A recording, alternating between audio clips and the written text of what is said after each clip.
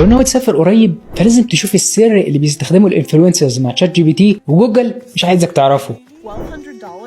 That's way too much. I'm gonna get it for $342. I use ChatGPT, but with very specific prompts. Dollars, I'm not paying that. Watch me get this for only $274 round trip. How are you gonna do that? I'm just gonna use ChatGPT. هو احنا فعلا ممكن نعمل كده؟ تخيل شات جي بي تي يجيب لك تذاكر سفر ارخص من جوجل فلايتس. ومش بس كده، شات جي بي تي كمان يقدر يقدم لك مسارات خفيه ومطارات ارخص مش بتظهر في المواقع التقليديه. بس هل ده صح؟ بس قبل ما انسى، الفيديو ده واحد من سلسله فيديوهات بكلمك فيها عن ادوات ومواقع كتير بالاي اي اغلبها مجاني، فلو حابب تشوف فيديوهات زي دي اعمل لايك وفولو عشان يوصلك كل جديد اول ما ينزل.